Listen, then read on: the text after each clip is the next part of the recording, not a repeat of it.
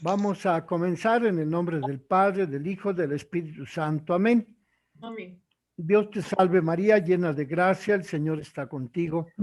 Bendita eres entre todas las mujeres y bendito es el fruto de tu vientre. Santa María, Madre de Dios, ruega por nosotros los pecadores, ahora y en la ahora y en la ahora hora y de en la nuestra hora de nuestra muerte. Amén. María, Madre de gracia, Madre de misericordia. En la vida y en la muerte, amparanos, Gran Señora. Entonces estamos en el capítulo 8. Sí. Este capítulo 8, el profesor de Fiore nos muestra el modelo carolingio de los 4 modelos que nos va a mostrar de la devoción a la Virgen María durante ese periodo de 10 siglos, que fue la Edad Media del siglo V al siglo XV. Y decíamos ayer que los modelos de la devoción a la Virgen Santísima son muy antiguos, porque ya hablábamos de que en las catacumbas hay unas manifestaciones de la imagen de la Virgen María, y esas catacumbas son del siglo II después de Cristo. Es aproximadamente del año 110, 115. Y desde entonces la veneración a la Virgen Santísima se presenta de muchas maneras. Y decíamos que en ese segundo siglo de la época después de Cristo, la devoción consiste en esas representaciones de la Virgen que se muestran en las catacumbas y de las cuales todavía hoy podemos nosotros apreciar esa forma en la que se veneraba a la Virgen en el siglo II, en el año 110, 115. Pero también mencionábamos los epígrafes que se muestran sobre los ataúdes de mármol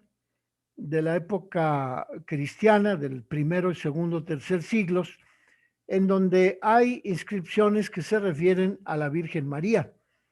Y esas inscripciones en las lápidas de mármol, pues constituyen también una forma de devoción a María. Y después, poco a poco, va evolucionando la teología hasta que en el siglo IV, en el año 431, más bien siglo V, se comienza a venerar la imagen de María como Madre de Dios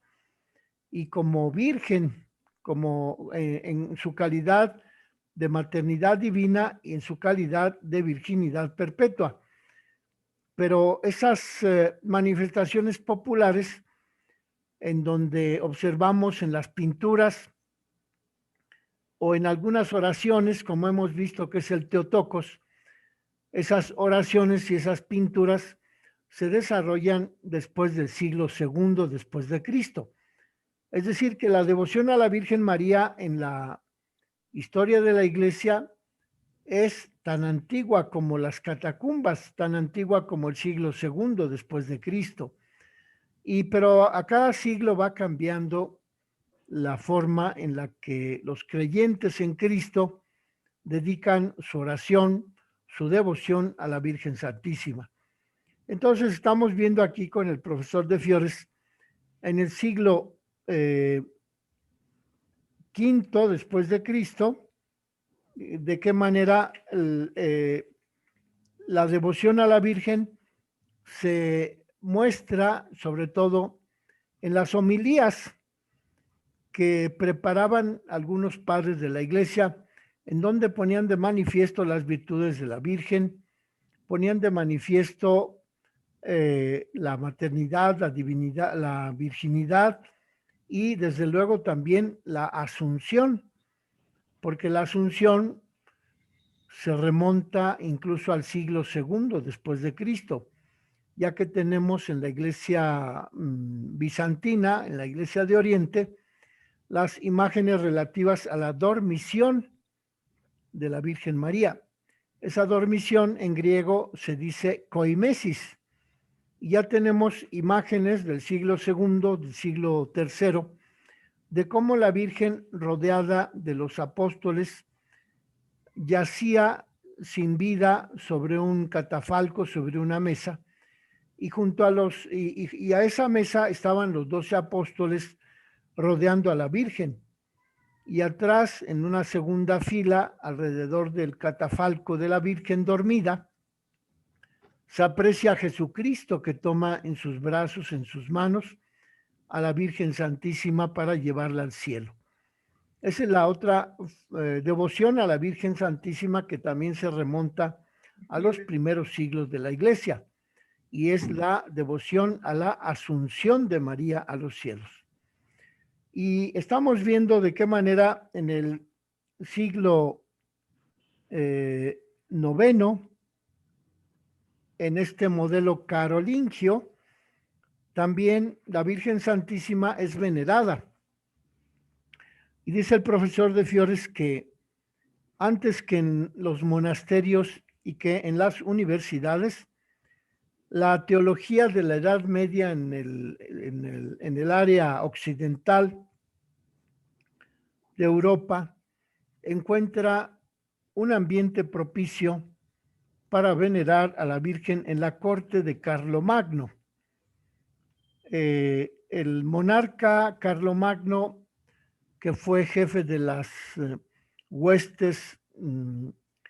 francesas, de los francos, de las tribus del norte de Europa que invadieron el Imperio Romano, y a tal punto que llega Carlomagno de estas huestes, de estos ejércitos, de estas tribus francesas, llega a establecerse como emperador del Imperio Romano, del Franco Imperio Romano, dentro del ámbito de la Europa occidental. Y dice el profesor de Fiores que Carlomagno se apoya mucho en el monje benedictino Alcuino de York, quien era dueño de un agudo ingenio y de una extensa cultura. Y Carlomagno se lleva al monje Alcuino a la corte en Francia originalmente, pero después en Roma, y allí le confía la reforma de la liturgia de la Iglesia Católica y le confía también la organización de las escuelas cristianas. Es el preludio del renacimiento carolingio, es decir, del momento en que en la época medieval las tribus de Carlomagno, de los francos, de las tribus del norte de Europa, llegan a establecerse en el Imperio Romano y dominan a todas las demás etnias, a todas las demás nacionalidades o culturas. Y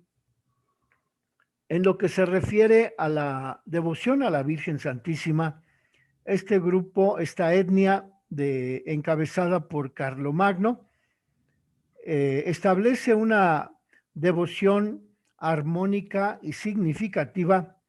hasta el punto de constituir un modelo que el profesor de Fiores le llama modelo carolingio. En este modelo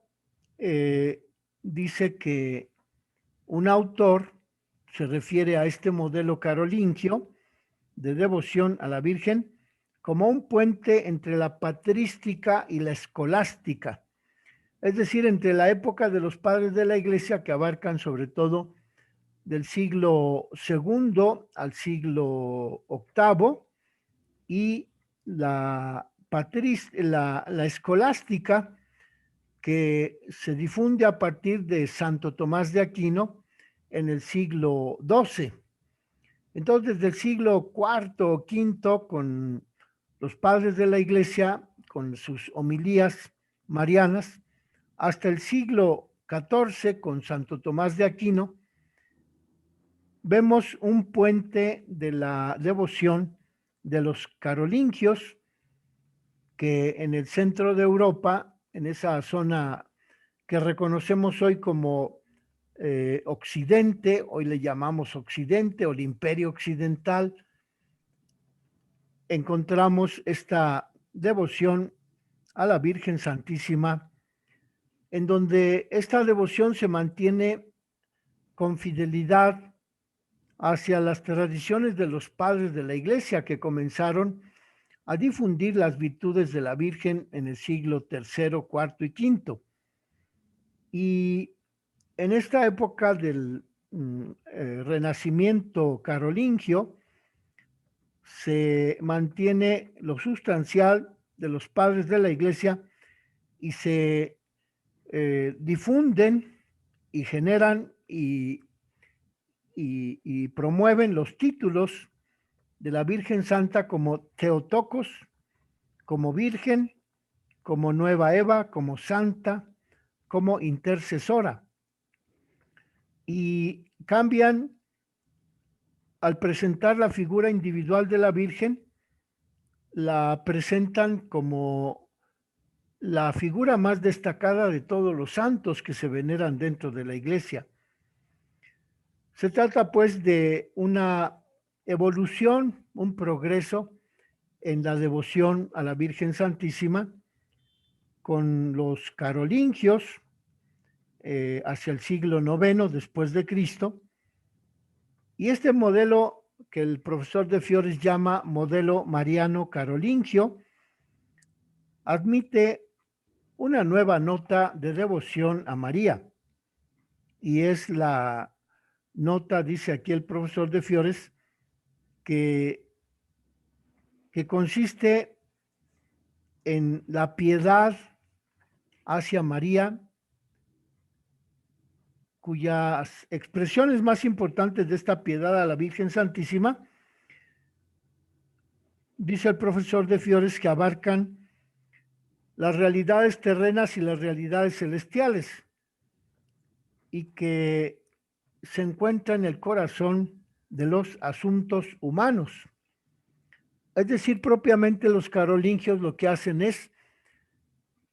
que la devoción a la Virgen Santísima abarque aspectos materiales y aspectos espirituales, y que se introduzca la devoción a María en los asuntos humanos, incluso promoviendo una orientación política y cultural de la Virgen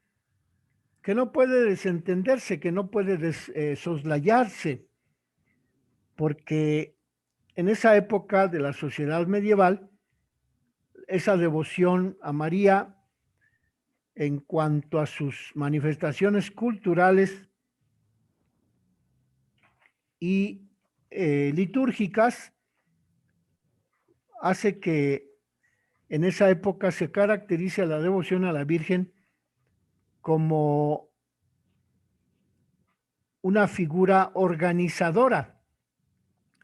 en el sistema cristiano de representación.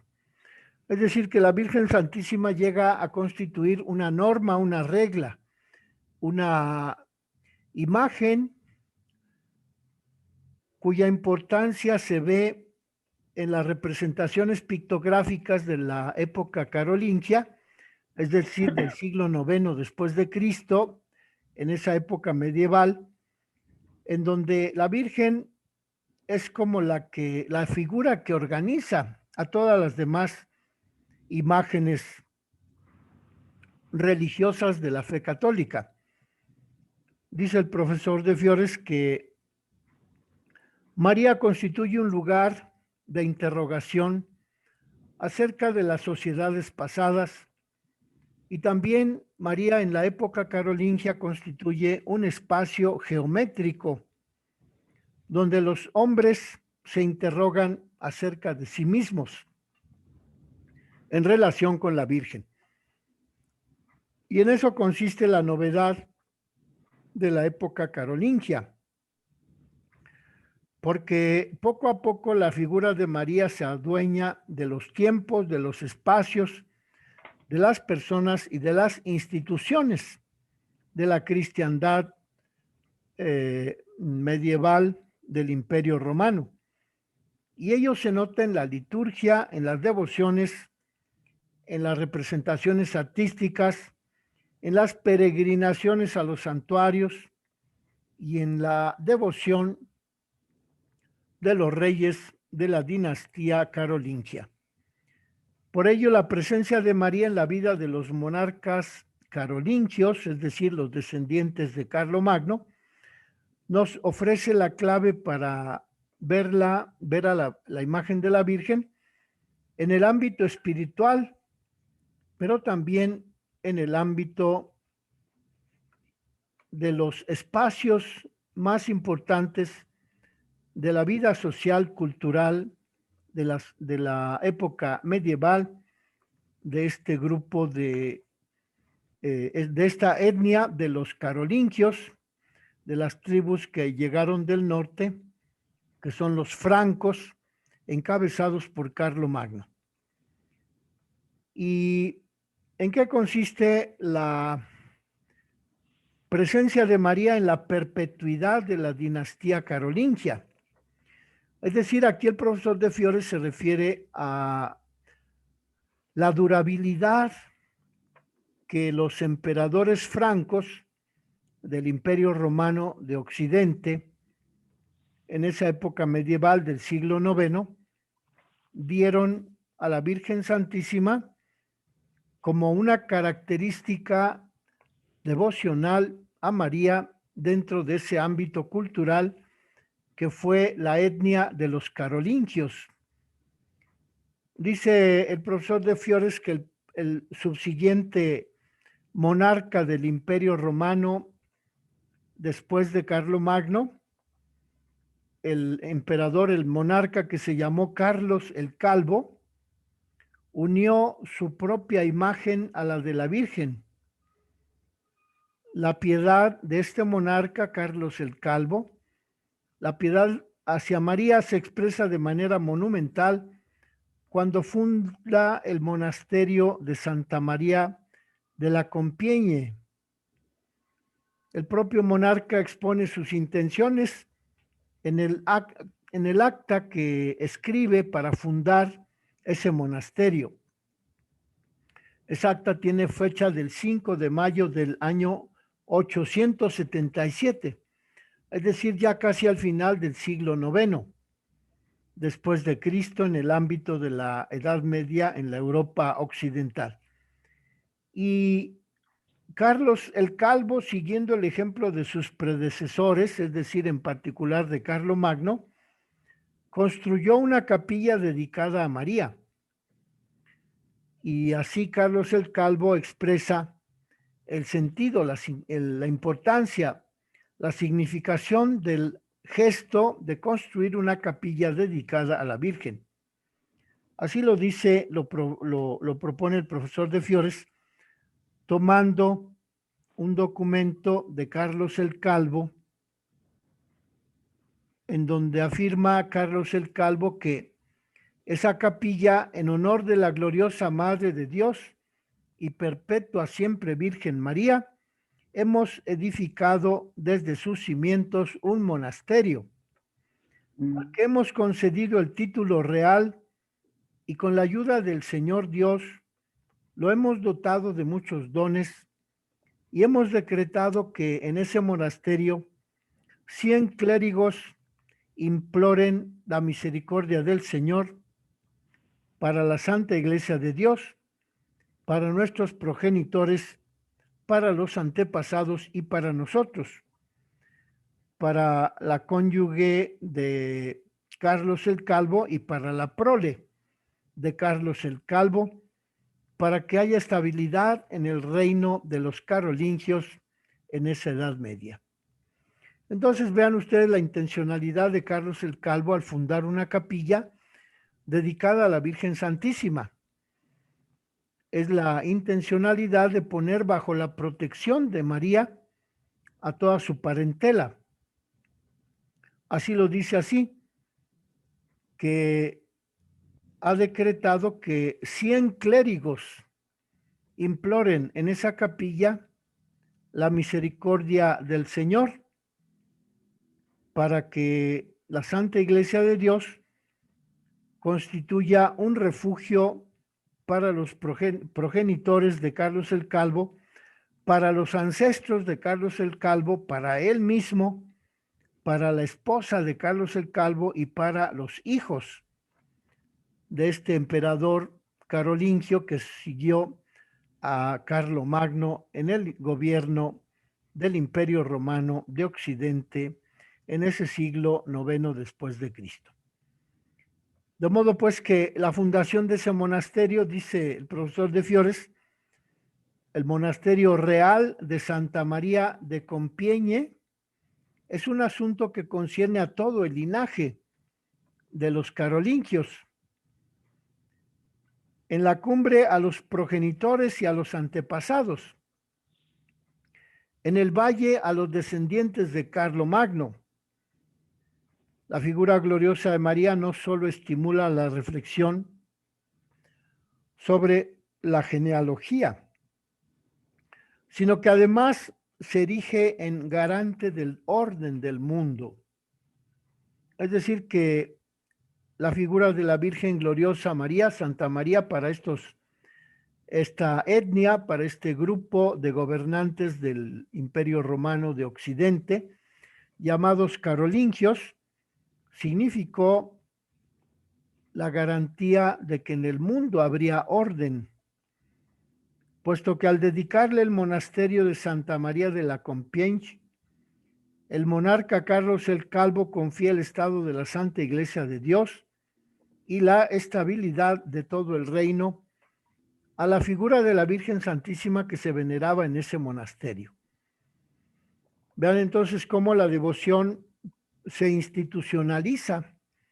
propiamente pasa a ser una devoción promovida, fundada, defendida por los monarcas, por los propios gobernantes del Imperio Romano, del Sacro Imperio Franco-Romano de la Edad Media, cuyos representantes eran los carolingios, destacadamente Carlomagno y Carlos el Calvo, que dice el profesor de Fiores que vivió del año 823 al año 877. De modo pues que este monasterio significó la invocación de la protección de la Virgen sobre los progenitores, sobre los antepasados, sobre los descendientes de Carlos el Calvo y aún de sí mismo. Y con ello, este emperador franco-romano quería darle estabilidad a todo su reino en esa época medieval. Esta interpretación está confirmada por un poema de otro autor francés, compuesto este poema para la fundación del monasterio, de ese monasterio de Santa María de la Compiègne, en donde el poeta explica que la cúpula del monasterio es el símbolo de la bóveda espiritual, de la bóveda celestial, y remite a la Virgen elevada al cielo, como protectora, como sostén de la iglesia de Carlos el Calvo. Así lo expresa este gobernante, emperador del Sacro Imperio Franco de la Edad Media. Gran Madre de Dios, felicísima Santa María, te alaban los cielos, te honra con votos el mundo. Quédate cerca de nosotros como protectora, como defensa y como lugar elevado para Carlos el Calvo. Son pues palabras poéticas con las que este gobernante explica de qué manera la capilla que mandó construir en ese monasterio de Santa María de la Compiègne, a lo mejor si buscáramos en el internet ese término Compiègne, encontraríamos alguna imagen, alguna foto de ese monasterio,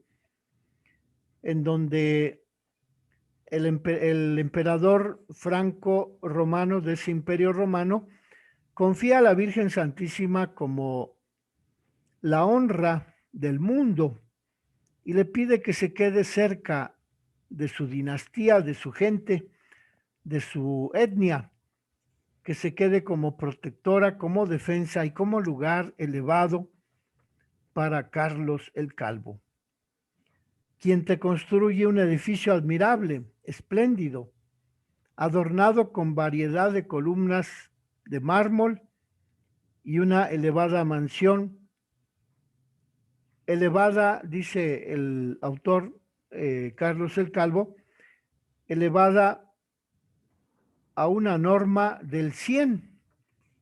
es decir, de lo que más se podía alcanzar como construcción arquitectónica de esa capilla del monasterio dedicada a la Virgen Santísima. Entonces, pues aquí la devoción a la Virgen ya no solo consiste en un poema, ya no solo consiste en una imagen, una figura, una pintura en las paredes de las catacumbas, sino que ya constituye el motivo de la construcción del monasterio. Y la devoción a la Virgen Santísima en esta época carolingia constituye propiamente la norma con la cual se garantiza la estabilidad del reino de la época medieval de los carolingios. Dice Stefano de Fiores que la norma del 100, que se concreta en el servicio de 100 clérigos, simboliza la perfección del templo, pero que también se halla asociada esa norma de 100 clérigos con la idea de la perfección virginal que alcanzó la Virgen María. El simbolismo del número 100 simboliza la perfección del templo construido por este emperador Carlos el Calvo, pero que ese templo construido por Carlos el Calvo dentro del monasterio se haya asociado ese templo con la idea de la perfección virginal que alcanzó la Virgen Santísima. Este simbolismo del 100 como cifra perfecta deriva de la parábola de la semilla evangélica, que rinde el 100 por 1, mientras que el 30 por 1 es el número emblemático de los casados y el 60% es el número emblemático de los que guardan continencia. Vean cómo en la Edad Media se aplica ese simbolismo de la jerarquización a través de la designación de la norma del 100, que para el emperador Carlos el Calvo tuvo la importancia de ser el motivo de erigir la capilla dentro del monasterio de Santa María de la Compiègne, en donde estaban dedicados 100 clérigos a la devoción, a implorar la misericordia del Señor para el bien de la Santa Iglesia de Dios, para el bien de los progenitores, de los ancestros, de los antepasados, para el bien de nosotros mismos y para nuestra cónyuge, para nuestros hijos y para la estabilidad del reino. Es pues el motivo con el cual el profesor de Fiores indaga este asunto de la norma del 100, pero que, como vemos, la hace referir a la perfección de la Virgen María, según dice el Evangelio, en la parábola de la semilla, que una vez que esa semilla se difunde en la tierra buena, pues produce hasta 100 granos por cada semilla. Pero otros granos producen 60 granos por semilla y otros producen 30 granos por semilla. Y aquí la identificación de la perfectibilidad de la Virgen María, de la perfección alcanzada por María, que es en este poema dedicado a la Virgen, el número de 100 granos de trigo por un grano es la máxima cantidad de fruto que puede obtenerse en la vida espiritual. En cambio, dice que el 60%, es decir, de cada grano se obtienen 60 granos de trigo, y dice aquí este autor en ese poema que representan los frutos espirituales que obtienen los consagrados. En cambio, el 30% es el porcentaje de granos que obtienen los que son casados, y que en esa escala de 30, de 60 y de 100, la Virgen Santísima organiza la sociedad, la estructura de esa manera jerárquica, de esa manera en donde la mayor perfección corresponde a la Virgen, puesto que ella produce el 100% de los granos a partir de un grano que representa ella misma. En cambio, los que se dedican a la vida consagrada producen apenas el 60%, 60 granos por uno, y los casados, dice aquí este poema, que reproducen el 30% de la perfección del templo dedicado por Carlos el Calvo en ese monasterio de Santa María de la Compiègne en la época carolingia. Esa parábola se refiere al párrafo del texto del Evangelio que se encuentra en el capítulo 13 del Evangelio de San Mateo, versos del 8 al 23. Y entonces vean cómo María se halla asociada a la idea de la perfección virginal, y ella es la que obtiene 100 granos por uno, puesto que es la cifra perfecta que deriva de la parábola del Señor, que rinde 100 por uno. En cambio, los que rinden 30 por uno son los casados, y los que rinden el 60 por uno son los que guardan continencia, es decir, los consagrados. Y así tenemos este tema del profesor de Fiores acerca de cómo María es elevada por la dinastía carolingia a mantener la perpetuidad de la devoción a María en ese monasterio de Santa María de la Compiègne.